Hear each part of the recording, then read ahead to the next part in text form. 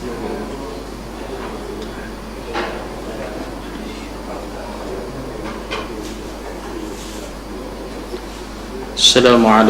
warahmatullahi wabarakatuh. Alhamdulillahi rabbil alamin. Wassalatu wassalamu ala rasulil amin wa ala alihi wa sahbihi ajma'in. Rabbi shrah li sadri wa yassir li amri wahlul 'uqdatam min lisani yafqahu qawli, amma ba'd. أعوذ بالله من الشيطان الرجيم. يا أيها الذين آمنوا اصبروا وصابروا ورابطوا واتقوا الله لعلكم تفلحون. صدق الله العظيم. Yang muliakan Tuan Imam Fadil Sesauti, Fadil Zakaria, para pegawai masjid, hadirin hadirat, para jemaah muslimin dan muslimat sekalian. Alhamdulillah, pada malam ini kita diberikan kesempatan, ruang dan waktu untuk sama-sama kita beriktikaf di masjid ini dan sama-sama kita menyambung bacaan surah juzuk amma, juzuk 30. InsyaAllah pada malam ini kita sambung, tandanya ialah surat 121. Surah Asy-Syams.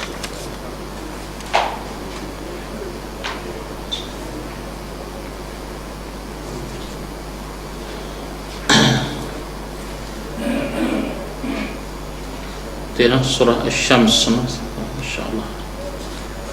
Jadi kita ada lagi beberapa surah untuk kita khatam sebelum masuk waktu duha, dan seterusnya lah. InsyaAllah kita cuba untuk menghabiskan juzuk 30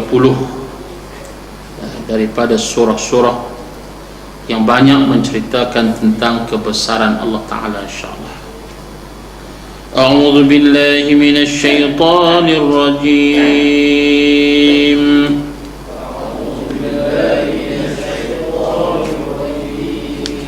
Bismillahirrahmanirrahim.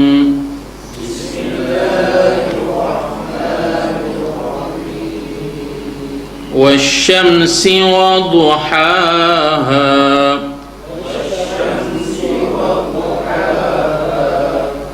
wal qamari idza talaha,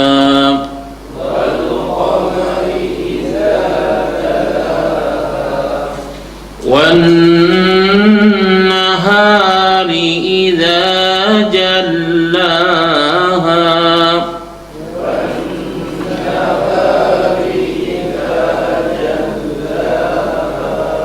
وَاللَّيْلِ إِذَا يَغْشَاهَا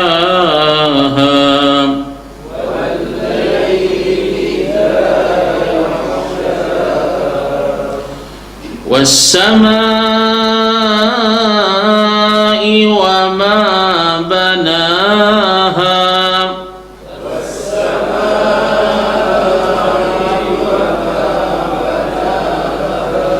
وَالْأَرْضِ وَمَا طَحَاهَا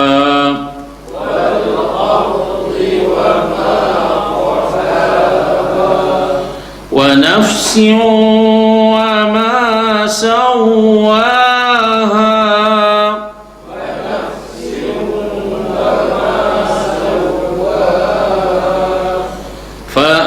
فألهمها فجورها وتقواها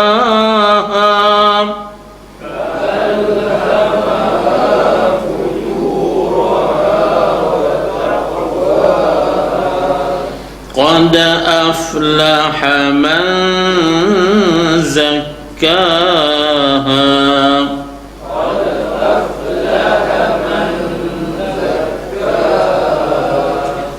وقد خاب من دساها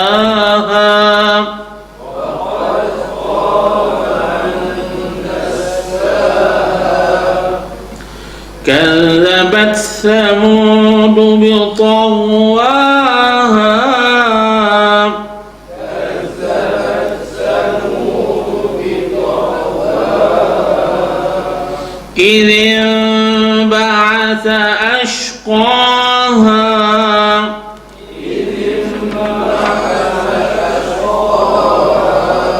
فقال لهم رسول الله ناقة الله وسقياها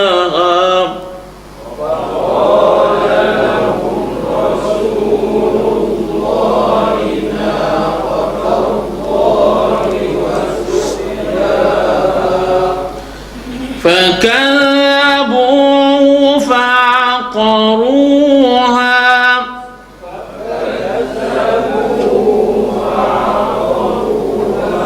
فدمدم عليهم ربهم بذنبهم فسواها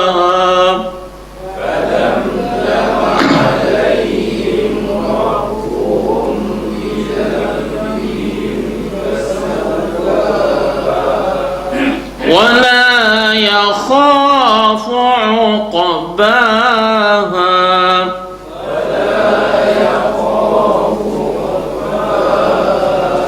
صدق الله العظيم.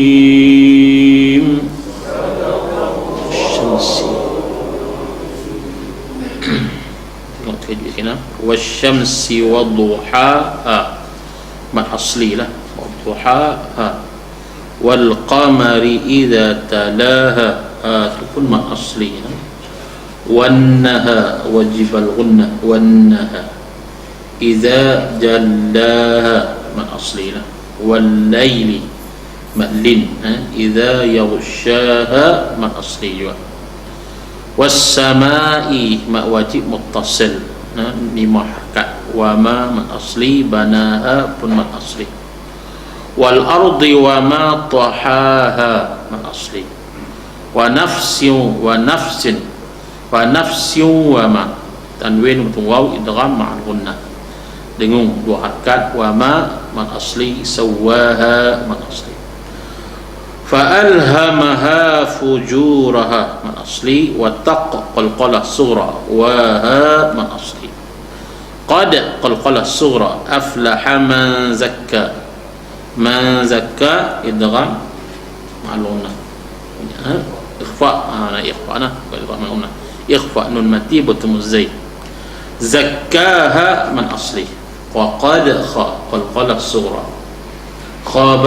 خاب من إخفاء دساها من أصلي كذبت مهموس ثمود بطواها من أصلي كلا سامبو مجائز منفصل إذنبا إقلاء أشقاها مهموس قار أصليها من أصلي فقال لهم ميمتي بتمراء إظهار الشفوي رسول الله ناقة الله وسقى قلقل الصغرى يا من أصلي فكذبوه من أصلي فعقروها من أصلي فدمدم ميمتي بدال إظهار الشفوي فدمدم عليهم رب sama juga mimati bertemurah dengan izhar syafawi rabbuhum bi mimati bertumba ikhfa syafawi dengan bidzambi iqla him fasawa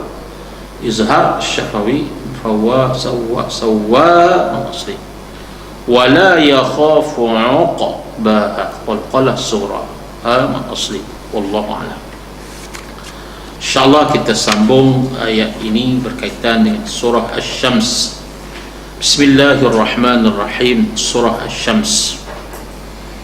Dalam satu hadis Jabir, anna Rasulullah sallallahu alaihi wasallam qala li Mu'adz hal sallayt bisabbih isma rabbikal a'la wasyamsi wa duhaha wal laili idza yaghsha. Berkata Nabi kepada Mu'adz, ya Allah, marilah bersemayam dengan kita membaca bismi rabbikal a'la, sabbih isma rabbikal a'la.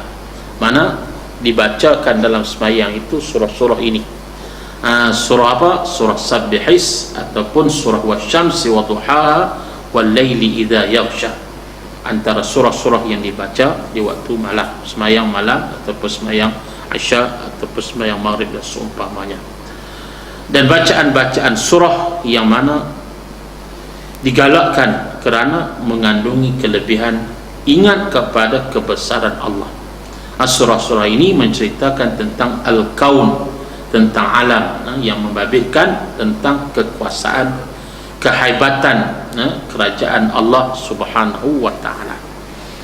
Jadi eloklah kita hafal, anak-anak kita menghafal surah-surah ini untuk menjadi bacaan dalam sembahyang. InsyaAllah anak dan pak kali no? Takut anak apa dah, ini pun satu juga. Anak dan pak kali, mak pun sekali. Baca ramai-ramai, insyaAllah kita hafal. Ulang dan baca, insyaAllah kita ingat surah-surah pilihan. Bismillahirrahmanirrahim. Pendahuluan mengenai surah Asy-Syams. Surah Asy-Syams artinya matahari, iaitu surah ke-91, mengandungi 15 ayat dari jenis Makkiyah, diturunkan di Makkah, diturunkan selepas turunnya surah Al-Qadar, inna anzalnahu fi lailatul qadar. Surah yang diturunkan selepas surah Al-Qadar. Hubungan dengan surah sebelumnya, di sana, yang di surah sebelum ini ditutup dengan menyebut dua golongan yang disebut golongan kanan, golongan kanan, dan disebut golongan kiri, ashabul yamin, ashabul maimanah, dan ashabul masyamah. Dan disebut di sini pula diulang menyebut kedua-dua golongan itu. Maksudnya diulang penegasan oleh Allah tentang kedudukan golongan yang wujud di kalangan manusia, yaitu ashabus shimal wa ashabul yamin, golongan kiri dan golongan kanan, dengan lafaz yang pelbagai tetapi maksud yang sama, iaitulah golongan yang Allah Ta'ala sebut akan wujud sampai kiamat adalah golongan ashabul yamin wa ashabus shimal, golongan kanan dan golongan kiri, golongan albir riwat taqwa ataupun golongan al-fahsya'i wal munkar, golongan yang baik albir kebajikan dan takwa, ataupun golongan al-fahsya' wal munkar ahli maksiat dan munkar. Di sini pula diulang menyebutkan kedua golongan itu.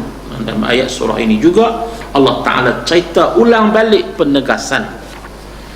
Kenapa diulang? Kata sahibul al-asas fi tafsir Sahib Hawa rahimahullah, untuk menggambarkan betapa seriusnya, betapa pentingnya, betapa perlunya kita ingat bahawa inilah persoalan yang berlaku di kalangan manusia. Ada yang menjadi golongan ashabul yamin, ada yang menjadi golongan ashabus shimal. Pertarungan di antara dua kelompok ini, pertembungan di antara dua kelompok ini, ashabul yamin wa ashabus shimal, ataupun ahlun nar wa ahlul jannah, ahli syurga dan neraka. Dua golongan ini akan senantiasa bertembung. Dua golongan ini, seorang nak kepada syurga, seorang nak kepada neraka.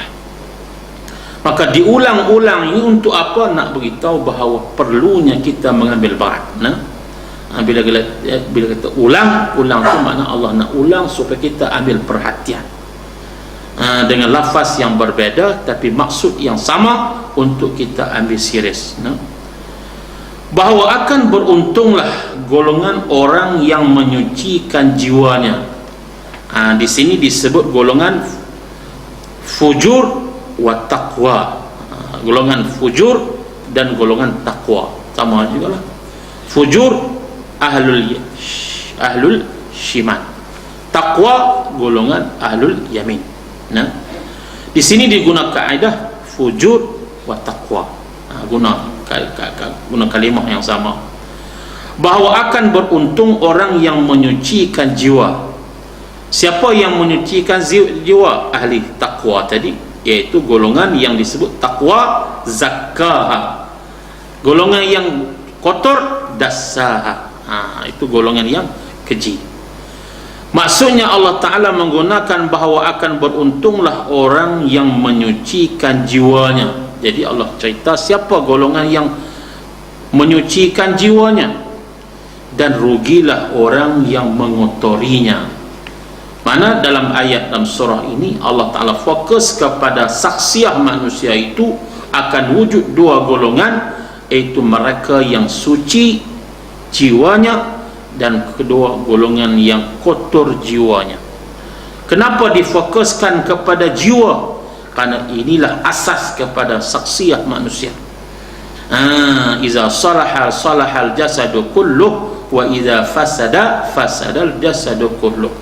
Dalam diri manusia itu ada suatu kita panggil al-qalb, hati.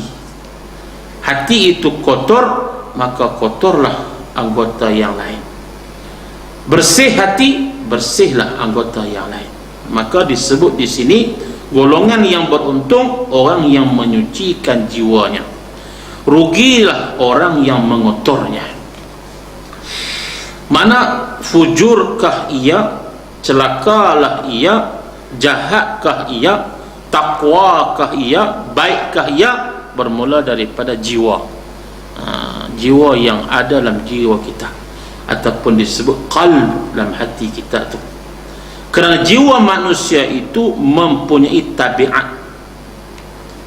Dia ada tabiat, dia sukakan kebaikan dan keburukan serta petunjuk dan kesesatan. Dia ada huda, dia ada dhalal. Dia ada dhalal, kesesatan, dia ada hudan, petunjuk. Kita nak ikut petunjuk Allah ataupun kesesatan syaitan dan pengikut-pengikutnya ataupun pembantunya. Dua-dua ada panduan. Nak ikut panduan daripada petunjuk hidayah Allah ataupun nak mengikut jejak kesesatan syaitan. Semua itu bergantung kepada diri kita. Maka Allah Ta'ala fokus kepada perkara yang paling asas, iaitu jiwa manusia sendiri. Seterusnya diperkatakan contoh kisah kaum Thamud yang derhaka. Kaum Thamud yang derhaka, yang membunuh unta betina sebagai mukjizat Nabi Saleh, lalu Allah membinasakan mereka.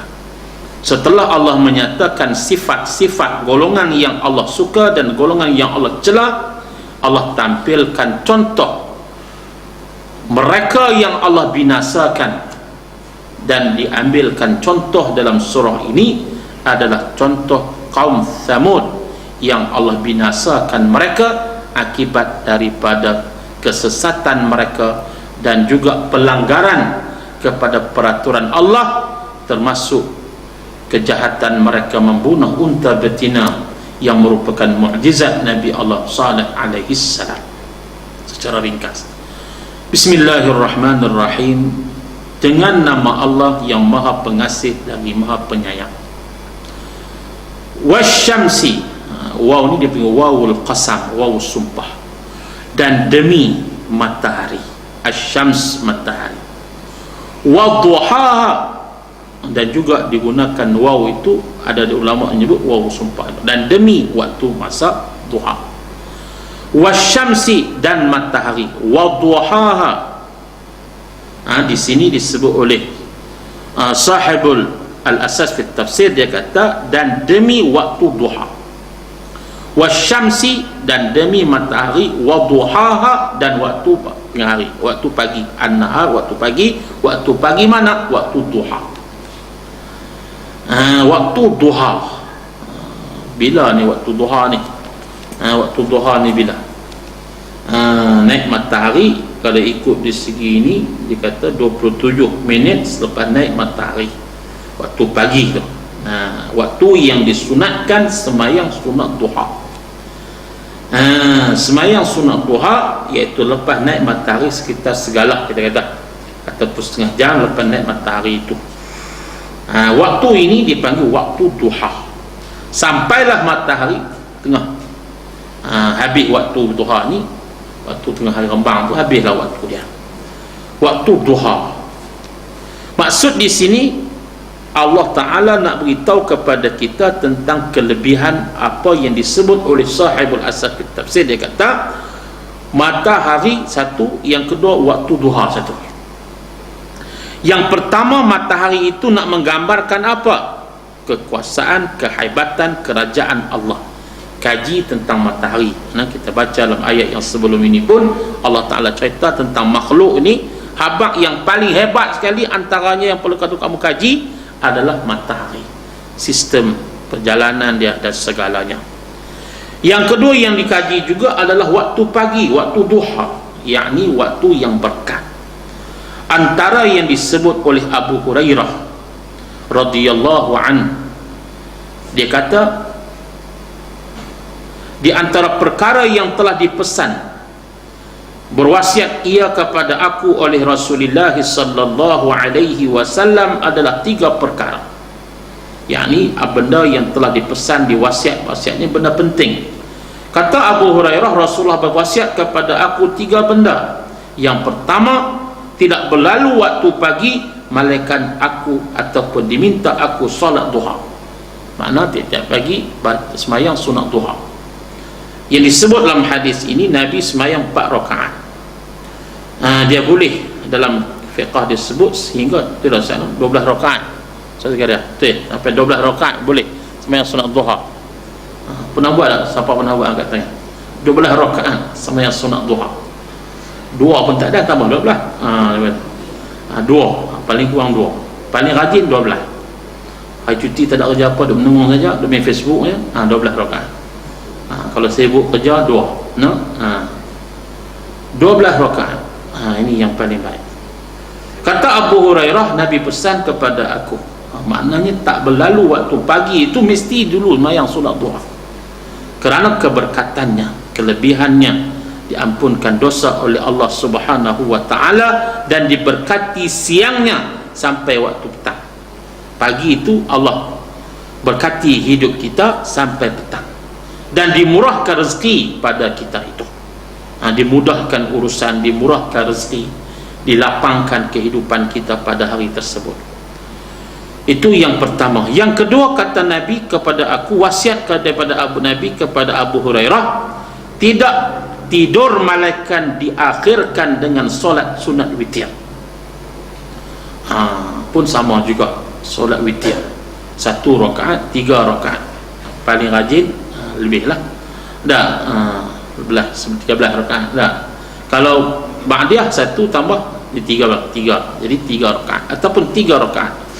Maknanya semayang sunat witir. Kata Abu Hurairah, Nabi pesan kepada aku jangan tinggal. Yang ketiga yang dipesan, yang diwasiatkan Nabi kepada aku, jangan berlalu 1 bulan malaikat sekurangnya berpuasa 3 hari. 3 hari puasa, sekurangnya 3 hari, 13, 14, 15, ataupun kalau rajin Isnin dan Khamis. InsyaAllah kita pakai puasa. Nak masuk bulan Muharram kan, awal Muharram sunatkan berpuasa sebelah hari 9, hari 10 dan sebagainya. Ini kata Abu Hurairah menggambarkan tentang kelebihan waktu duha yang diberikan kelebihan oleh Allah Subhanahu wa Ta'ala untuk kita sama-sama beramal padanya. Dan berkata Nabi dalam hadis yang lain, wal barakatu fil bukur, waktu pagi ini termasuklah waktu pagi ini termasuk waktu pagi, waktu fajar, waktu subuh, waktu duha, waktu-waktu ini waktu berkat. Apa yang dimaksudkan dengan duha ini? Katanya ma zahara biha min kulli makhluqatin. Waktu pagi ini waktu yang berjaga padanya setiap makhluk, berfungsi padanya pada setiap makhluk. Berkata dalam tafsir Hamka, dia kata berfungsi waktu ini waktu yang cergas. Makna waktu yang cergas, waktu duha ni waktu yang paling elok untuk kita melaksanakan aktiviti. Maksud kalau lena tak bagus lah. Burung pun tak lena waktu ni, natang pun tak lena, kita lena. Jadi waktu ni jangan lena. Itulah masalah kita hari ini, yang berlaku masalah kita, banyak habiskan masa dengan perkara yang kita kata melalaikan. Lebih-lebih lagi waktu pagi yang disebutkan waktu yang penuh dengan keberkatan. Mana kajian boleh kita buat tentang waktu-waktu ini yang Allah tentukan. Wasyamsi, dan demi matahari. itu ilmu tentang matahari. Ini ilmu sains, ilmu astronomi kita kaji. Wa duhaha, dan waktu matahari, waktu pagi, yakni dan cahayanya di permulaan siang. Maksud permulaan siang itu makna waktu pagi. Dua-dua ini kata Sahibul Asaf fi tafsir, dua-dua ini ialah apa? Nak beritahu apa? Mu'jizatun kauniyah. Dua-dua ini adalah suatu mukjizat, tanda-tanda kebesaran Allah yang sangat hebat, yang disebut sebagai dalil bukti kekuasaan Allah. Kalau kita tak yakin kata Allah ada, tengok macam mana sistem matahari yang berjalan. Tengok sistem alam ini, kita kaji, kita nampak terlalu hebat kekuasaan Allah Subhanahu wa ta'ala. Sehingga ada agama yang meletakkan matahari sebagai Tuhan mereka, meletakkan api sebagai Tuhan mereka. Macam mana yang berlaku kepada Nabi Allah Ibrahim alaihissalam ketika nak mengkaji siapa Tuhan. Akhirnya dalam mengkaji itu, akhirnya Allah nampakkan bahawa yang paling hebat adalah Allah Azza wa Jalla.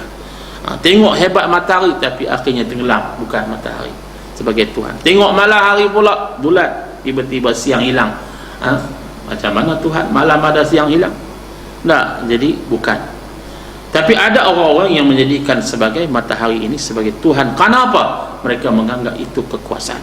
Sebab apa? Mereka fikir secara logik tanpa ada wahyu. Kita ada wahyu, semua ini bukti. Bukti-bukti kekuasaan Allah Subhanahu wa ta'ala. Kemudian disebut juga wal qamar, dan bersumpah dengan wal qamar. Sumpah ini menunjukkan tentang kekuasaan Allah dalam penciptaan bulan.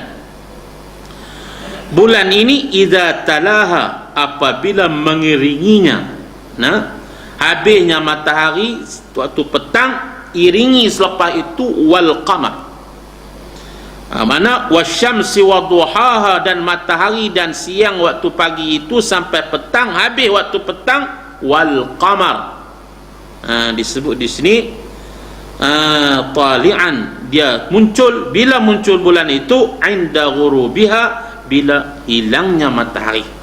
Mana bersambung, itu sistem. Batu disusun matahari dulu, kemudian datangnya malam dengan nampak padanya bulan. Ini semua kekuasaan Allah. Nak nampakkan tentang kekuasaan Allah. Kemudian Allah disebut sini huraian, Allah bersumpah dengan nama matahari yang bersinar, menerangi alam pada permulaan siang, menyebabkan suasana gelap yang meliputi pun hilang, dan bersumpah dengan menyebut bulan apabila terbit malam pun menjadi terang mengenai terbenamnya matahari. Ini sistem alam yang sangat hebat.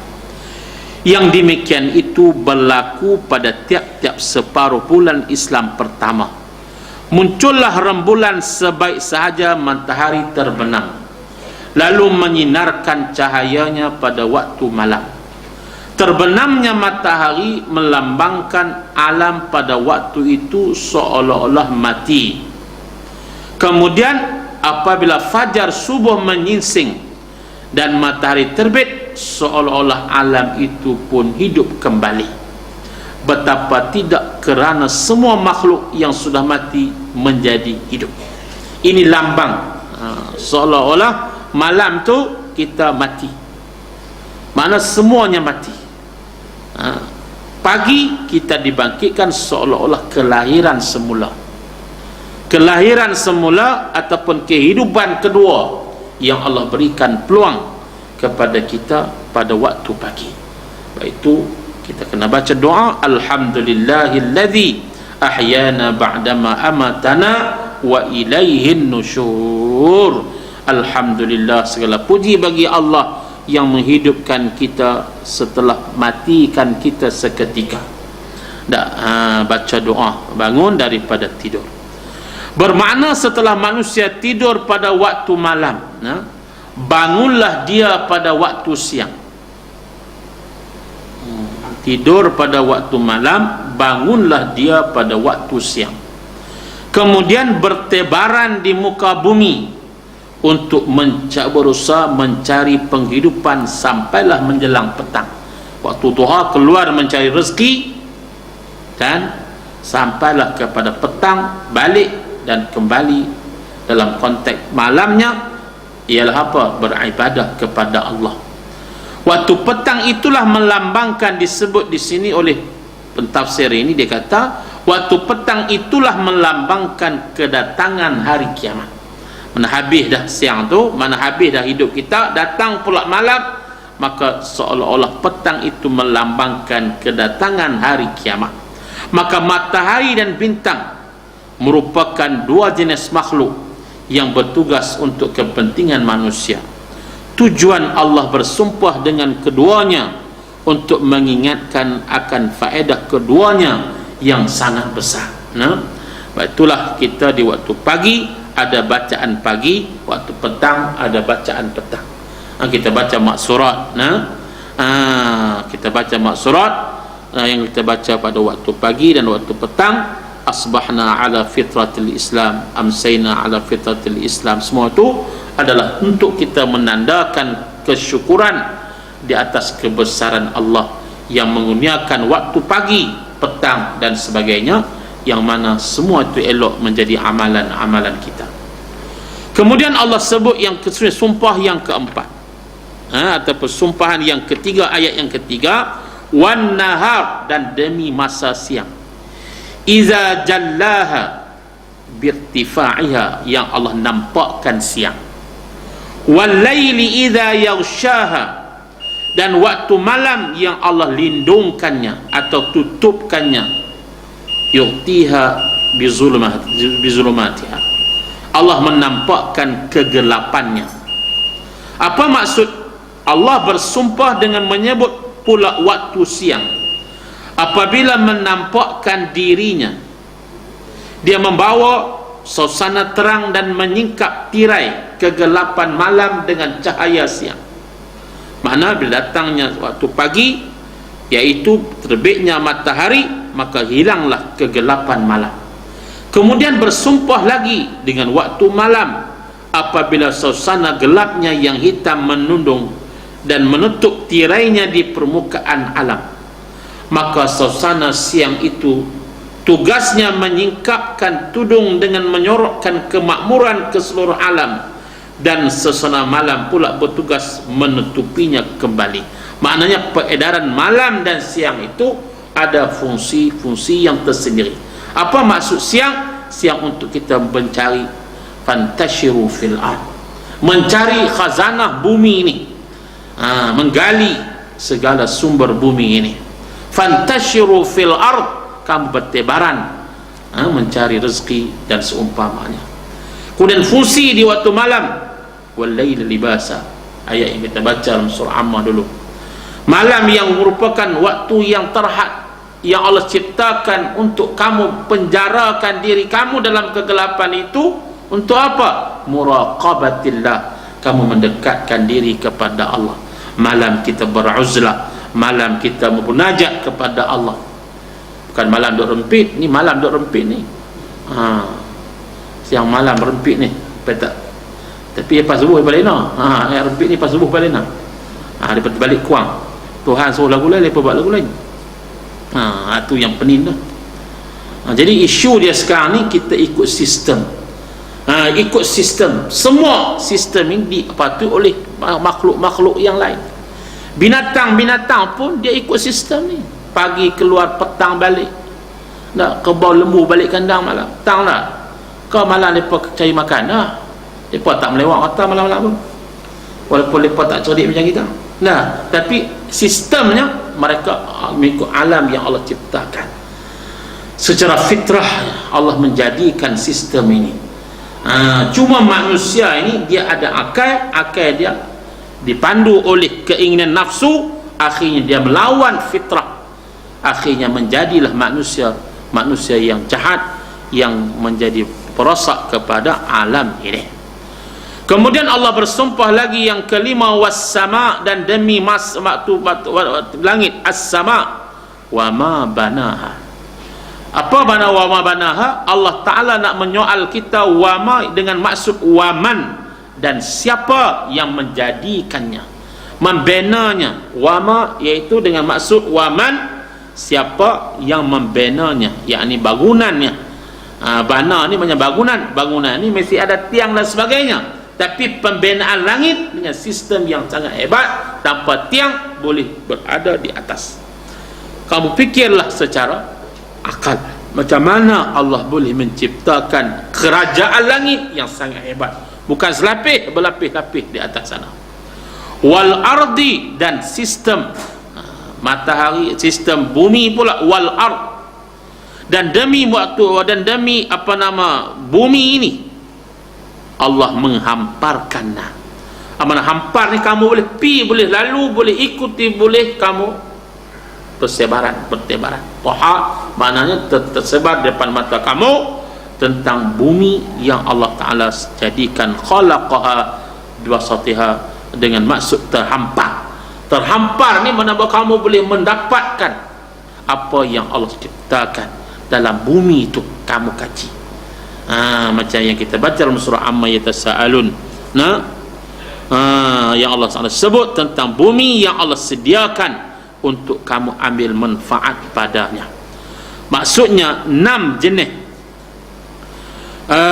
makhluk ini yang Allah ciptakan ini perlu di sana ada kajiannya. Kata sahibul asas fi tafsir, dia kata ilmu tentang benda ini pun merupakan kefarduan untuk kita kaji. Jangan serah kepada orang-orang kafir. Kita orang Islam kena tahu, tapi berapa orang yang reti? Di NASA ada berapa orang Islam? Di NASA tu lah ada teropong lah ni planet Marikh katanya terbakar dah macam mana Marikh tu, tak tahulah. Dan mereka duk kaji macam mana keadaan alam ni 20 tahun lagi, 1000 tahun lagi, macam mana akan berlaku huru-hara, akan berlaku kerosakan. Mereka duk kaji dengan ilmu yang ada pada mereka. Siapa yang ada? Orang kafir. Orang Islam mana? Tak ada. Sedangkan asalnya khazanah itu diteroka oleh ulama-ulama Islam lama di zaman kerajaan Islam Baghdad. Tokoh-tokoh Islam dulu hebat. Kita baca dalam sejarah kesarjanaan sains Islam, satu buku yang dikarang oleh seorang pada Profesor Mahmud Zudi, tulis tentang tokoh-tokoh kesarjanaan sains Islam ni.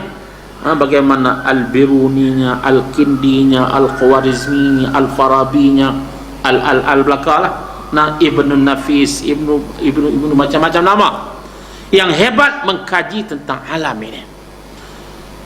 Dia kata dia antara sebab mereka kaji itu sebab apa? Sebab mereka baca Quran lah. Quran lah yang memberi motivasi kepada mereka. Dia nak baca pasal apa Tuhan dah sebut wasyam 2 kali ni. Bukan ayat ni saja, ayat lain pun sebut tentang matahari, demi matahari. Maksudnya di sana ada khazanah ilmu yang sangat hebat tentang matahari. Allah sebut tentang bulan, memang ada benda yang kita kena kaji tentang bulan. Allah sebut tentang siang malam dan sebut langit bumi dan segalanya. Allah sebut ini bukan sebut saja, tapi minta kita ada ilmu padanya. Jadi kewajipan kita untuk mengkaji. Sebab itu kefarduan kita nak dapatkan semua ini.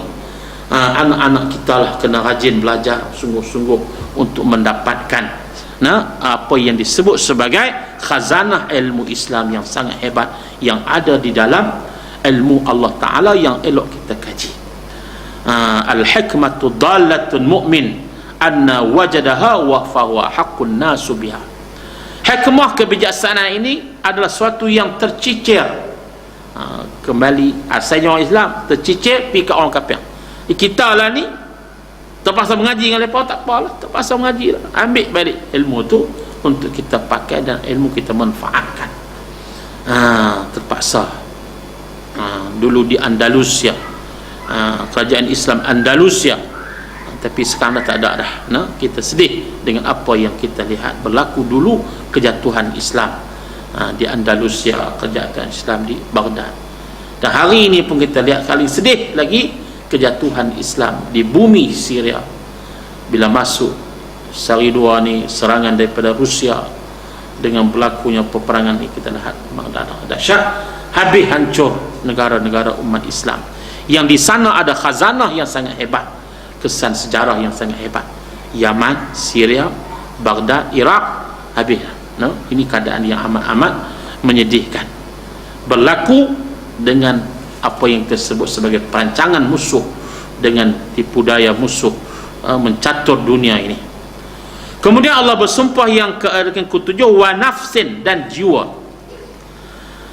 Wa nafsin, dan jiwa serta Tuhan yang menyempurnakan, yakni manusia, nafs, jiwa manusia, wa ma sawwaha, apa yang diciptakannya, wa ma sawwaha, dan apa yang disempurnakannya, fi khulqiyah, pada penciptaannya, yaitu pada sistem kejadian manusia itu. Maknanya 6-7 benda yang perlu kita kaji. Daripada benda yang jauh, matahari, kemudian bulan pun jauh, kemudian kepada kegelapan malam, siang, sampai last sekali Tuhan suruh tengok diri kita. Tengok diri kamu tentang kebesaran Tuhan yang Allah ciptakan. Kalau kamu tak beriman juga, bangang sungguhlah jawapannya. Bengong sungguhlah. Sampai teratur Tuhan habaq tak boleh faham lagi kan? Tak mau beriman lagi, nak degil lagi. Tengok diri hang sendiri. Tuhan cipta yang mempunyai segala perkara yang sangat-sangat hebat. Tengok denyutan nadi yang berdenyut tak berhenti. Dia tak lenguh ke? Tak lenguh denyut situ. Nah, Allahu Akbar, Tuhan ciptakan. Diri itu, wa nafs, dan jiwa. Tuhan minta kita tengok, kita kaji. Ini semua adalah tanda-tanda kita perlu melihat. Sebab itu dipanggil iman ini dengan melihat kepada al-kaun. Dia pertama dalil naqli, tengok pada Quran, beriman. Yang kedua dipanggil dalil apa yang orang tua kita duk ajak dulu, baharu alam ini. Kata Allah tu wujud, ada apa dalil dia? Baharu alam ini. Apa makna baharu alam ini? Tengok pada alam dia lah. Bukti kau Allah termasuk alam tu kita lah, diri kita yang patut kita kaji tentang kehebatan kita yang Allah ciptakan. Allah bersumpah dengan langit yang amat kukuh bangunannya dan dibina tanpa tiang. Lafaz ma isim mausul. Di sini dinamakannya man, dimaksudkan ialah Tuhan. Allah bersumpah dengan nama langit dan nama Tuhan seluruh sekalian alam yang menciptakan langit tersebut. Seterusnya dengan nama bumi serta Tuhan yang menghamparkannya. Hampar bumi ini sehingga bumi itu sesuai menjadi tempat kediaman manusia dan haiwan, mudah dijadikan sawah dan ladang untuk mencari rezeki. Walaupun bentuk bumi itu sebenarnya bulat, tapi Allah nampakkan terhampar di hadapan mata kita. Dan dengan nama jiwa manusia serta Tuhan yang mencipta dan menjadikannya dengan cukup indah diri kita ni, jiwa tersebut dijadikan mempunyai persediaan untuk meningkat ke arah menjadi manusia yang sempurna pada perangai dan budi pekertinya. Di samping sempurna pula anggota badannya, kekuatannya lahir dan batin. Adapun kemuncak kesempurnaan manusia itu ialah ia dikurniakan akal yang dapat membezakan antara perkara yang baik dengan yang buruk. Hak paling mahal akal lah. Sebab tu kalau rosak akal kena hukum hudud. Nah, sebab apa? Minum arak. Mana hukum dia? Kena hukum sebab. Mana rosakkan akal, tak boleh. Kurniaan akal yang dapat membezakan antara perkara yang baik dengan yang buruk. Mana yang dikatakan takwa dan mana pula yang dikatakan jahat atau derhaka. Oleh sebab itu diterangkannya pada ayat berikut. Ini dipanggil muqaddimah. Ayat 1 sampai 7 dipanggil muqaddimah. Poin yang Tuhan nak habaq pada kita dalam ayat ini, dalam surah ini, fa'alhamaha fujuraha wa taqwaha, maka Allah ilhamkan kepada jiwa itu, yakni dalam diri manusia itu, jiwa mereka, sama ada jalan yang salah atau jalan yang benar. fa'lamuha ta'atuha wa ma'siyatiha. Allah Ta'ala meng'alam, mengetahuikannya. Alhamaha arrafaha. Allah Ta'ala mengajarkannya, memberitahu padanya. Padanya itu seorang itu dua jalan, tariqul fujur wa tariq taqwa, jalan baik ataupun jalan jahat. Maka berkata Muhammad bin Ka'ab, salah seorang daripada penulis mufassir, dia kata, idza aradallahu bi'abdihi khairan alhamahu khair fa'amila bih. Jika Allah nakkan kepada seseorang itu jadi baik, maka diilhamkan padanya, maka dilorong padanya, pada dimotivasikannya, diberikan kesedaran kepadanya kepada kebaikan itu, fa'amila, maka dia beramal padanya. Maknanya kita kena ada dua, usaha dan doa daripada Allah. Nak jadi baik, maka usaha, Allah ilham, Allah lorong, Allah bagi semangat, Allah bagi kekuatan kepada kita. Jangan kita kata, aku ni memang Tuhan jenis bagi aku ni jahat, aku jahat lah. Tak, itu tak betul. Itu dipanggil pahaman yang sesat, yang menyerap keadaan itu kepada ketentuan Allah. Kita ini Allah bagi pada kita akal. Poin yang disebut ayat yang ketujuh itu akal. Akal mesti disuburkan dengan iman dan ilmu. Maka iman dan ilmu membentuk jiwa kita melaksanakan dua benda, sama ada amalan fujur ataupun fajir, ataupun amalan taqwa. Jadi nak mendapatkan orang yang Allah nak ilhamkan kepada ketakwaan itu, apa cara dia? Cara dia apa? Yang pertama berkata, Al-Asaf fi tafsir, dia kata, yang pertama arrafahul Quran. Yang pertama kawan tu yang Allah nak lorong dia jadi baik tu, dia kena faham Quran. Dia kena faham panduan peta, iaitu Quran. Yang kedua, dia kena faham apa? Sunnah, cara hidup Nabi sallallahu alaihi wasallam. Dia kena faham. Maka nak faham Quran, nak faham sunnah, dia kena mengaji lah. Bukan main mimpi ikut dan lah. Malah ni mimpi suruh aku mayang, jenuh lah. Mimpi tu ikut mimpi lah, mana boleh. Ataupun dia panggil ilmu laduni. Ilmu laduni, syekh tu main dalam mimpi dia, macam-macam lah. Tambah zaman sesat macam-macam ni. Nak masuk syurga terus mayang pasal niatnya, macam-macam ada.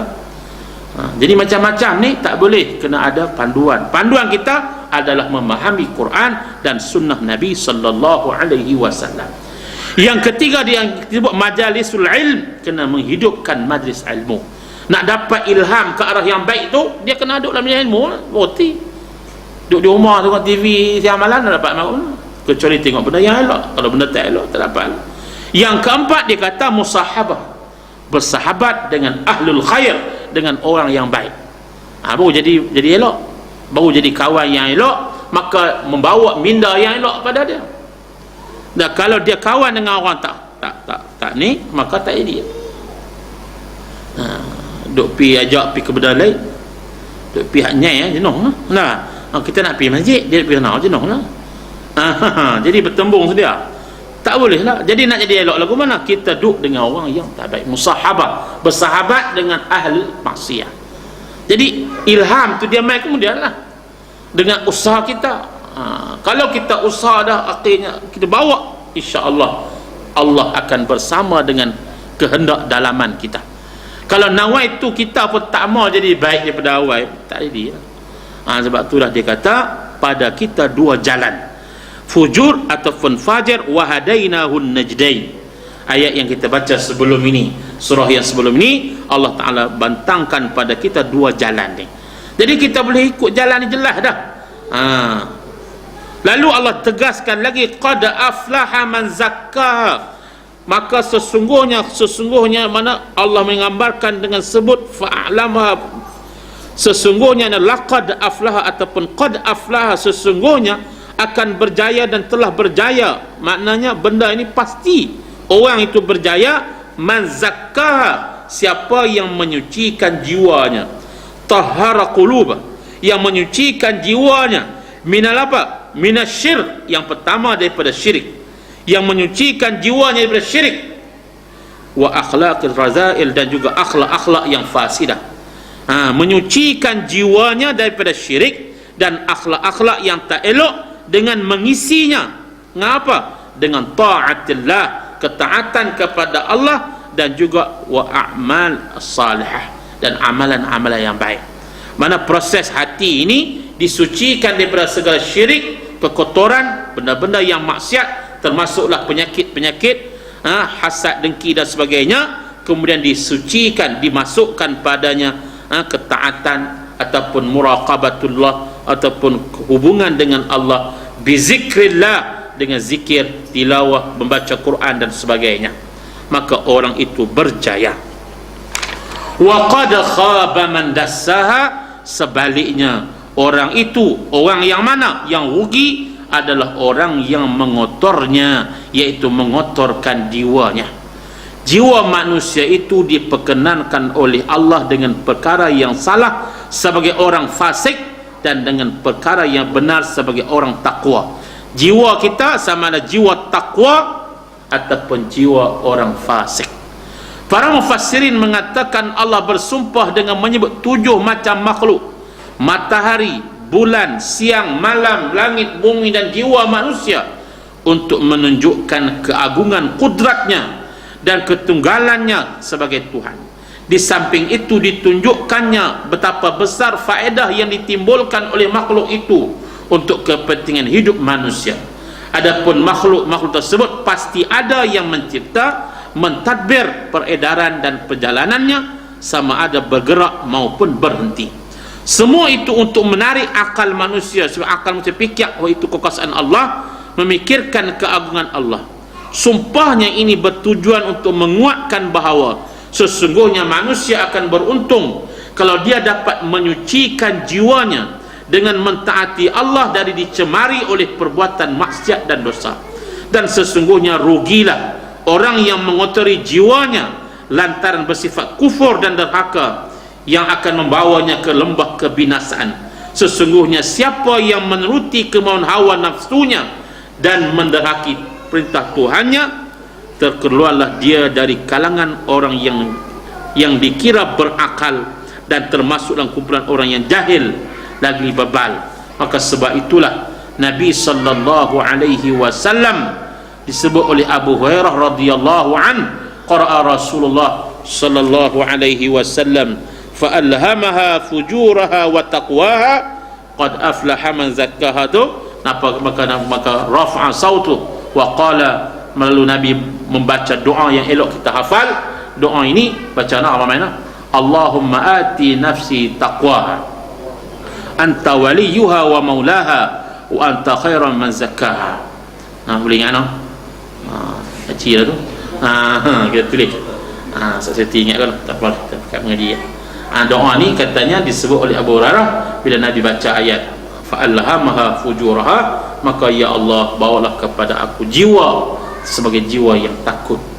Mana anta waliyuha, anta Tuhan ni yang akan menjadi hati kita lagu mana, maka Tuhanlah sebaik-baik penyucinya. Maka apa maksud hati dan jiwa kita ini mudah dibolak-balikkan. Sebab itu bila dikata zakah tu dikata an-numu wa ziyadah. Mana zakat, penyucian tu bersifat penyucian dalam bentuk perlu kepada penyuburan. Nak suburkan hati itu dengan cara yang macam mana? Cara itu buat adalah dengan cara Al-Quran, berzikir dan sebagainya. Jangan bagi jiwa kita ada ruang yang dimasuki oleh syaitan dan nafsu yang mengotorkan jiwa kita. Dan doa yang disebut oleh Nabi tadi, Allah mati nafsi taqwa, anta waliyuha wa mulaha wa anta khairu man zakkaha. Wallahu alam. Mudah-mudahan kita sama-sama dapat berdoa, mudah-mudahan Allah memberikan kekuatan dalam keadaan yang berjerbu ni. Jangan hati kita jerbu sudahlah. Ni alam jerbu, kita pun jerbu sama. Tak boleh lah. Kita pun pening tak? Bila jerbu pening ni, jangan hati kita jerbu. Hati kita clear, jelas, bersih. Mudah-mudahan Allah Ta'ala jauhkan bala. Walaupun jerbu ini ada kata daripada asap dan sebagainya, tapi kita ingat semua yang berlaku itu ada asbab dan musabab dia. Angin ni dia boleh tiup hantar pergi ke lautan Hindi, tapi dia hantar angin tu mai kau ni. Asap tu dah. Itu kuasa Allah Taala belakang. Mana angin tu dia tiupan. Lepas tu duduk situ tak berak-berak. Jenuh kita seminggu dah. Jadi maknanya ini kuasa Allah. Sebab dan musababnya semuanya daripada tangan-tangan manusia. Ini dikatakan tazkirah. Apa yang berlaku ini adalah peringatan daripada Allah Subhanahu wa taala bagi orang yang beriman. Dia menambah keyakinan kepada Allah dan mentaqarrubkan diri, mendekatkan diri dengan sebanyak yang mungkin, banyakkan istighfar dan sebagainya. Dan akhir sekali, akhir tahun ini, tahun 4, minggu depan kan, yang sama-sama lah kita sama baca doa nanti di akhir tahun, hari Rabu ni lah, Rabu minggu depan. Mudahan jangan lupa setengah dia balik, masuk dah hari tak, dan nak baca doa. Lan pun kena TV tak abang. Kita kena peringat sama-sama. Kita peringat sama-sama. Kalau boleh satu keluarga kita sama baca doa, mudahan Allah ampunkan dosa kita dan tahun baru dalam keadaan bersih dan hati kita bersih, insya-Allah lebih baik daripada tahun-tahun yang kemudian, insya-Allah. Aqul qouli hadza, assalamualaikum warahmatullahi wabarakatuh. Alhamdulillahirabbil alamin, wassalatu wassalamu ala rasulil amin wa ala alihi wa sahbihi ajma'in. اللهم تقبل منا صلاتنا وصيامنا وركوعنا وسجودنا وتخشعنا وضرعنا وتعبدنا وتمن تقصيرنا يا الله يا أرحم الراحمين.